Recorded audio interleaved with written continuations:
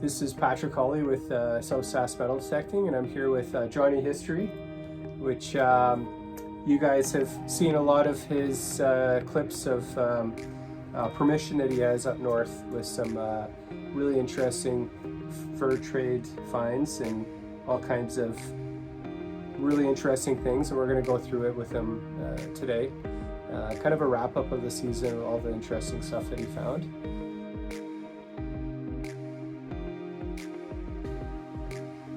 Let's get into what John has here, and yeah, let's get started. I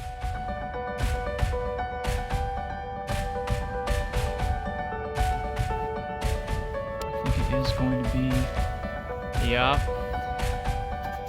that's not even an arrowhead, that's a spear point. Wow. Hey everyone, I guess I found my first gold coin. My first ever bucket lister. Yeah, buddy. You're just building up your luck.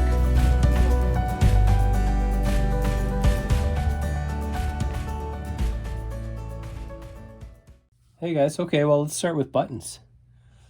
So as you can see, this is his collection from the year that he's found. This looks like an underwear button, hey? Yeah, a lot of those. Yeah? Lots of those, like underclothes, undergarments.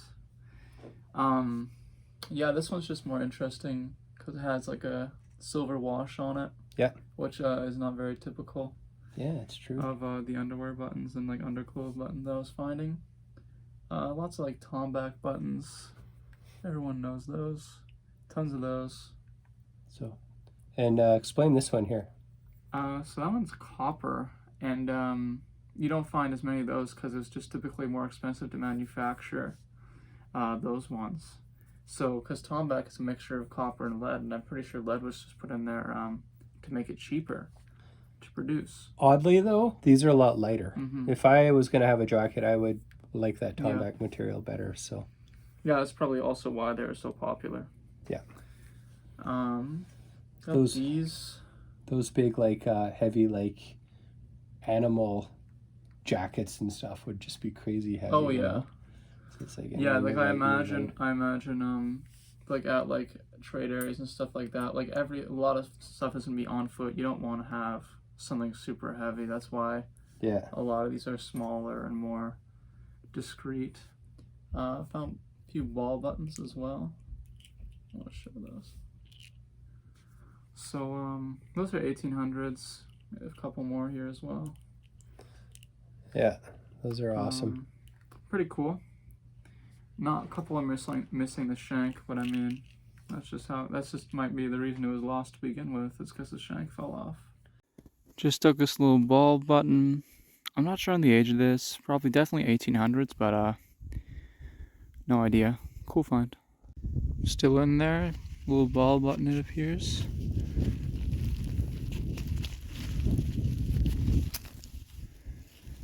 There you go. That's cool. Hopefully I'm doing an okay job displaying them here on camera. Yeah, maybe that should be good. That's pretty neat. That kind of looks. I don't know if that would be an underwear button or. Let's put the shank to the side for this one here. It's pretty neat. See. So this is a British Royal Reserve button, and pretty sure it's pre-1855. Nothing on the back though, which was pretty odd. When I picked it up, the back was iron and just basically disintegrated right away. So that's about all that's left of it, but still pretty cool. Very cool. One of my favorites, just because it has lots of detail. A lot of these tombacks and stuff like that are blank. That one is gold wash, the only gold wash button I've got out of there. And I think it's London. I'm not sure what else it says on there. Just London on this one. Yeah. A lot of them they'll kind of talk about their quality, you know. A lot of them superior, say super rich. Yeah, ultra rich, quality, high quality, tons stuff like that. Like, here's a couple. I'll pick up a couple. Another neat little underwear button, I think. Just stuck this little button. It's just right on the surface here. So I just stuck this Just a little button. There might be some words on there. I can't tell. It's getting pretty dark. Still in there.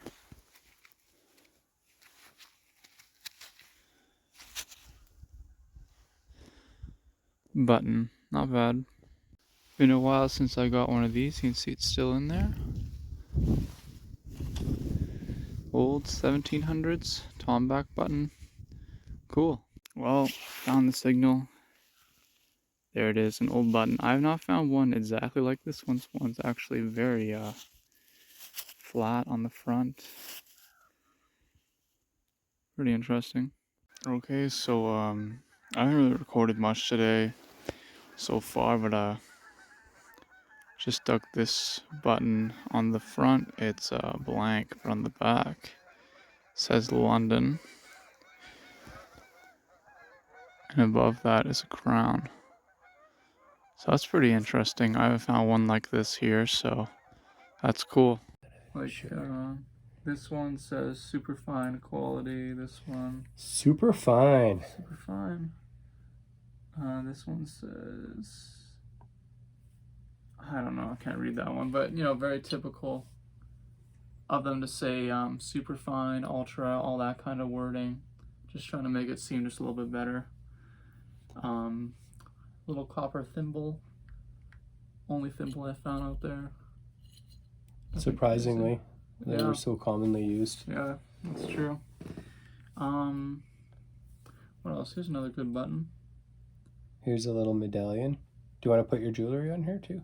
Sure. So let's get into the jewelry here. So there's a really neat little medallion. You could tell there was some plating on there. Yeah.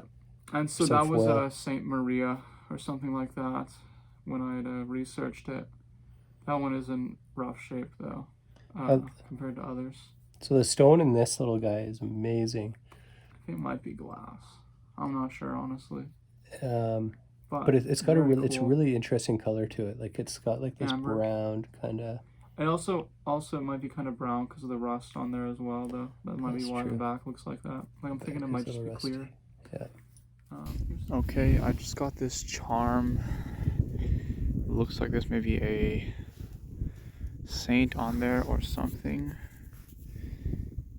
Oh my gosh, that's awesome. Try to show a bit more. I don't think those are words, it's just a bit of a design going on. That's awesome. Wow. Okay, here's my second find. It is a button, and as you can see, there's some glass in there. I have no idea how old that might be. Back does look a little bit rusty. Might have been a nail there or something. I'll clean it up. That's incredible. here's some of Pretty the cool. rings and possible rings. Yeah. So, yeah, my guess is for those are just 1800s. Yeah. Nothing insane. They're just copper, Very little. So either a but nonetheless small very cool. female or a baby or like a child. Mm-hmm. So that's pretty neat. That's very cool. Here's this. So at these kind of sites, you find these cones, and then this as well. My guess is those are both made by someone who's indigenous, and so yeah, I'm pretty sure for sure that's off of a dress or something like that, and that might be, but This feel is like more like a bead, I think. Like they would be cone shaped, so they would go Right. into each other, and they would have like a big yeah, I string know of they them, put right? a whole bunch. Yeah. Yeah, for ones like those, I just feel like I would have found more of those. So I don't know. Yeah, I'm surprised too.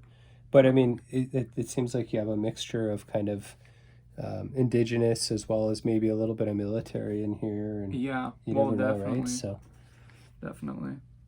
whoever passed through that area, I guess I'd show these as well. So yeah, these were likely made by an indigenous, but I mean, no idea. or they could be copper kettle, like they could be trade metals, right? And Like even then, I wouldn't be trading for- surprised if someone was at the fort and to conserve ammunition, they might have made their own as well. Yeah. You know, Yeah, it's not out of the exactly. question. yeah, they would have scrap metal, right? Yeah, So definitely. Here's another spear point. that's pretty cool. and then You this- guys saw this one in episode 6. Yeah. which is pretty cool, pretty amazing. This one's just a little baby. I don't know if that'd be for practice or what, but That's amazing. very interesting. That one's so small. John was saying that there are actually some more of these too that he just has kind of put aside, so Yeah, he didn't bring them today. forgot. But that's okay.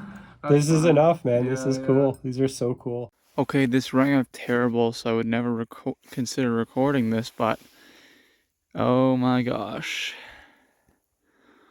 There you go. An arrowhead. Wow, that's awesome. Now, I've been digging a lot of iron, and I just saw this on the edge, and as you can see, it kind of looks like an arrowhead. I think it is going to be, yep. That's not even an arrowhead, that's a spear point. Wow, I don't even know what to say, that's just incredible. Well, I'm really far away from the main site, but still got another arrowhead. And it is bent, so that's a bit sad, but I mean, what can you do? Still really cool.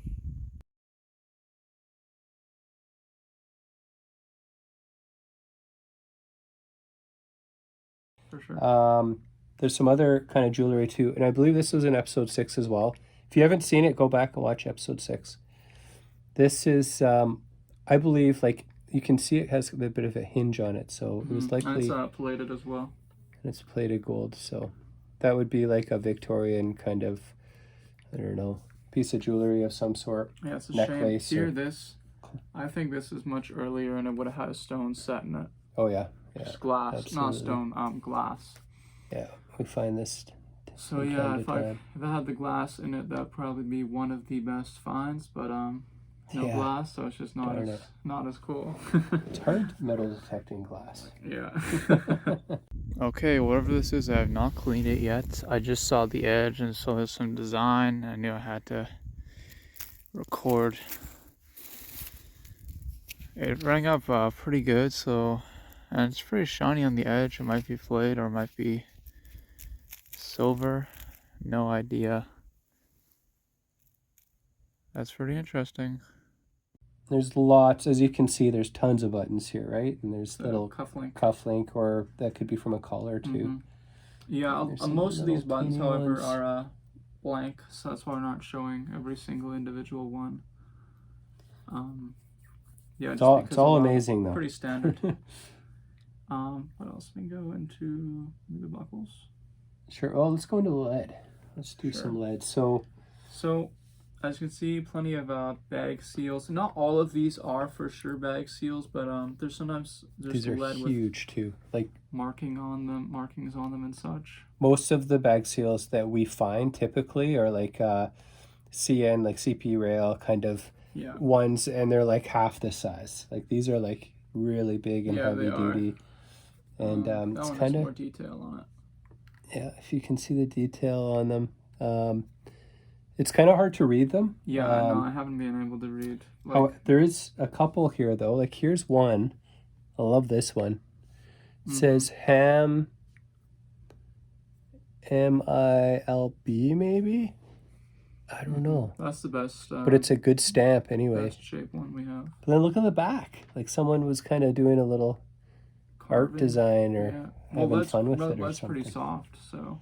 Yeah. Like one of the softest metals, so definitely doesn't surprise me. And you have another one that's you Yeah, think so that this maybe one, I don't know, like, I feel like it kind of looks like a cat, but I mean, yeah, so John was saying like you can kind of see like two little eyes. I'll try and like highlight it in the video, but I didn't see it at first. But yeah, it's kind of neat anyway. So yeah, maybe it's a someone shame was it's playing folded with it. over. We can maybe tell Yeah. more, but Maybe it's part of the cat design. no idea. And It's he's weird. got. Do you want to talk about these huge muskets too? Yeah. So, I guess my understanding is that the larger the musket ball is typically for larger game, and so out east you wouldn't find a really big one like this. Is huge. You can see its size compared to a standard one. Much bigger, twice the size essentially. And my understanding is that they were used for buffalo and stuff like that. And because in Eastern Canada you didn't have buffalo really often at all, that's why you just wouldn't have the same usage for those types of bullets. So out in the West you find them more. It's because that's where most of the buffalo herds were back in the day. Well, pretty sure right there is my first musket ball. There you go. Well, this bullet is more unique. Pretty interesting. Late 1800s is my guess. It's been a while, but just got another musket ball, so that's good. So what do you want to move on to next here? The buckles. Sure. Yeah, so there's some really neat kind of Paris ones here. So I have one of the exteriors, and then that one's complete. I don't know about this guy. It's weird. Yeah, it's horse tack maybe. Super deep down. When I dug These guys look military to me. I don't think so. But I'm not sure. These were, I think these might just be early 1900s, these ones. Okay. These ones. So these ones right here, I'll try to show them. So I'm pretty sure these ones are just early 1900s. They were all pretty close to each other. And they're also all solid copper. And I feel like it wouldn't be very typical back then to have solid copper individual pieces for stuff like that. It just seems very odd. Yeah. Well, that's why I was thinking military, because usually you have like the higher quality kind of buckles that are true. Like, you know, here's a made out of quality. Iron suspender. Yeah, that's seen cool. better days, but very cool. Well, I've been digging a fair amount of iron and just a bunch of square nails so far. And see, I kind of hit it a little bit. That's an old buckle, and that's made of iron. So there you go. Maybe dig some iron sometimes, you can find cool stuff. Not bad. Okay, so this is pretty deep. It's a smaller signal, rang out very good. And here it is, a small buckle.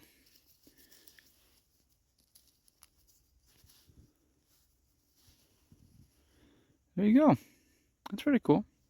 I was hoping for a silver coin because it sounded very good, but I mean, that's solid brass or copper, so that's why it sounded so good. Well, it's my next decent signal after that bullet. See, I think there's a buckle in there, so.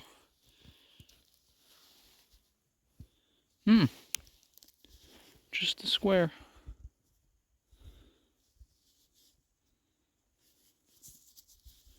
I'll write that off, then sometimes they put words in here. Yep, one of those Paris buckles that I dug. We can talk about these next. Yeah, absolutely. I'll take them all to the front here so we can kind of look at them. Or you can put them all on your hand. Pretty clear what they are. So these are, actually I don't know much about guns at all. So it's often like a fur trade rifle, fur trade musket. And this would be on the side plate. I'd also learned from a group on Facebook that it was common for indigenous people, let's say the musket broke, they would take the side plate and break it into multiple pieces as a way to like symbolize that the gun's broken. So like, let's say you did find it discarded, you wouldn't just pick it up and start working on it. So perhaps it was just a way to symbolize that the musket was too far gone. I'm not exactly sure, but very possible as well that these are broken up by the plow or something like that.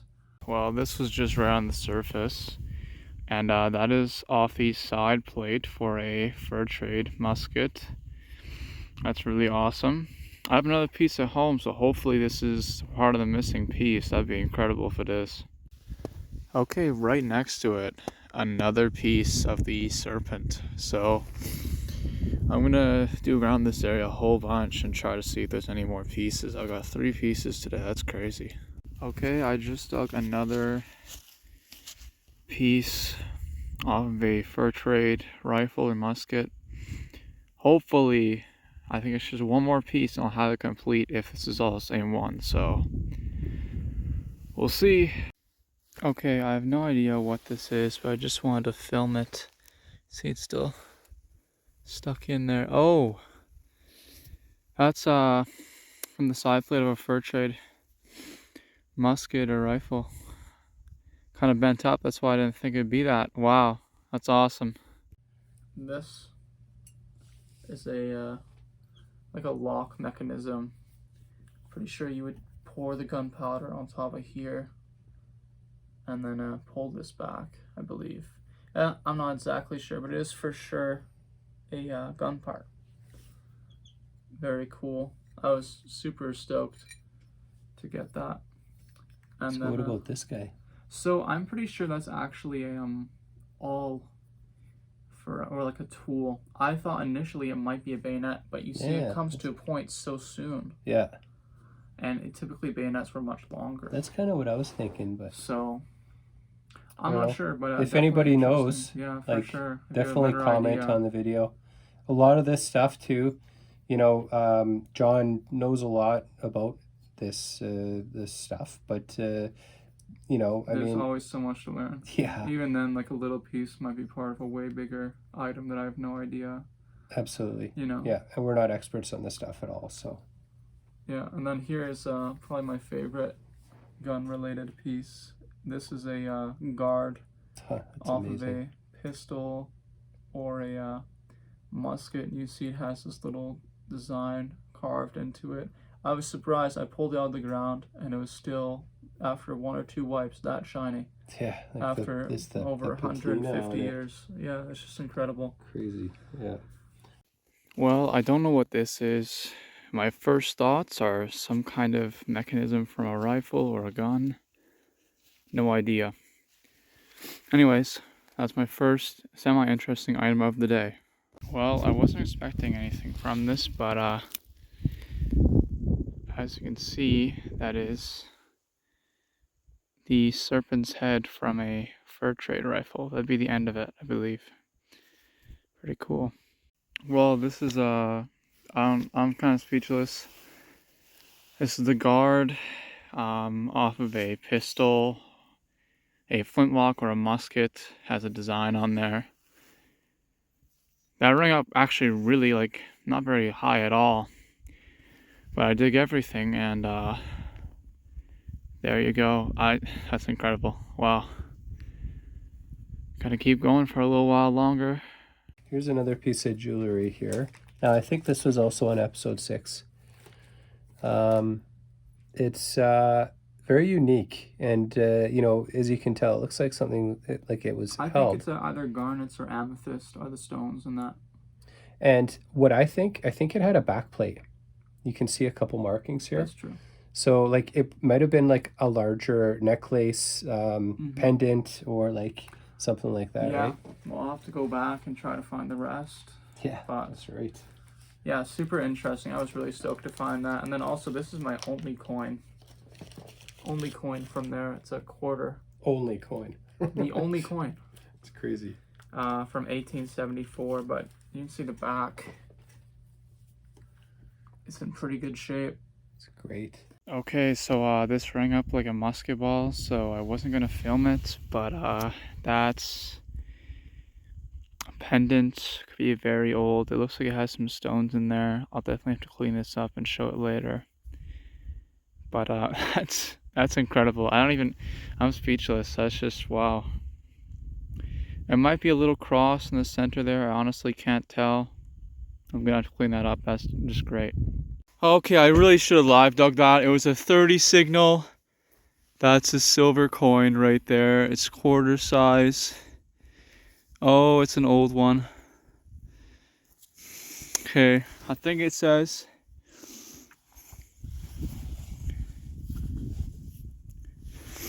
1874, 25 cents. Oh my gosh.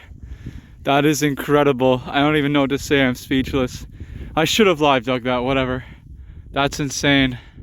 Those Jew harps. Yeah. A few different names for these. They kind of sound like a didgeridoo when you play them. Can you play it for us, or? Well, no. It's missing. Both of these are missing the center iron piece, or it would have been that's why. thinner iron, Right. extended out to maybe That's where my what- thumb is. That's what would give it the boing boing Yeah, kind of exactly. sound to it. So Those are cool. yeah, those are very interesting, but also pretty uncommon to find those. So I was really happy to find these, and I found one in summer, and then I found this one maybe 10 feet away months Wow. later. Months later. Yeah, That's this so that's pretty interesting. That's pretty unique.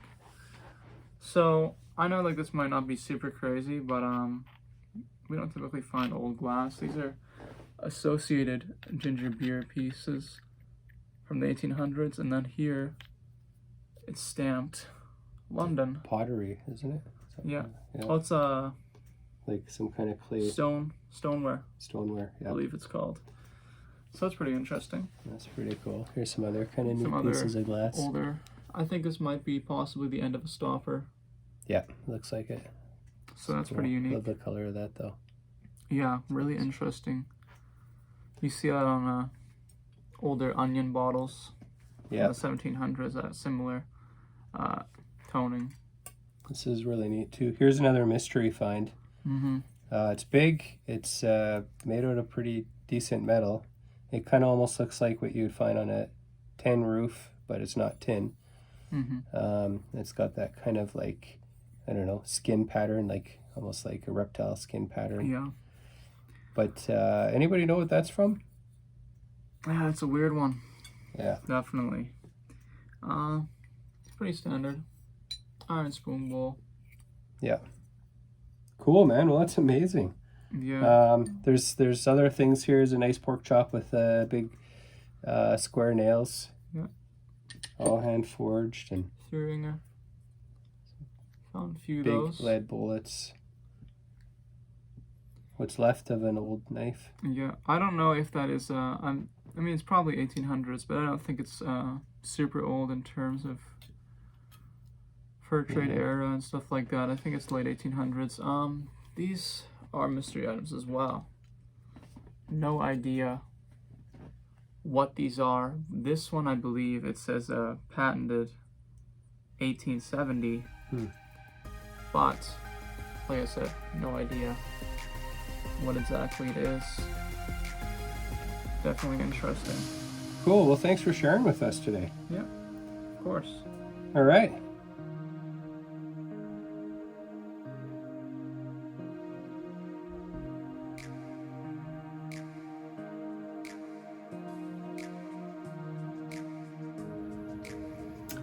Hey there, South Sask Metal Detecting fans. This is Patrick Hawley here. And last episode, we had a draw giveaway. This is our Christmas special with the dirt balls. Sponsored by GPS Central to give away this awesome MindLab pinpointer. And to whoever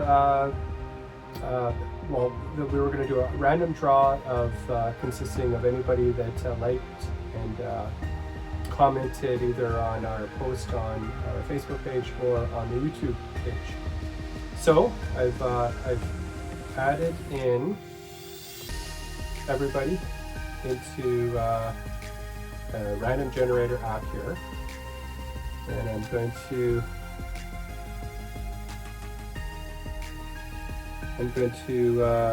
hit the raffle and let's see what happens.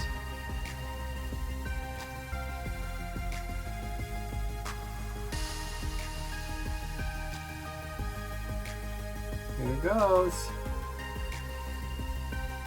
Oh.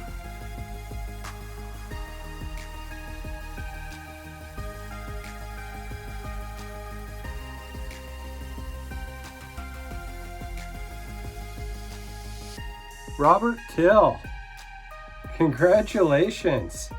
Looks like you are the new proud winner of a MindLab pinpointer. So congratulations to you. I will get this to you as soon as I can. Thanks.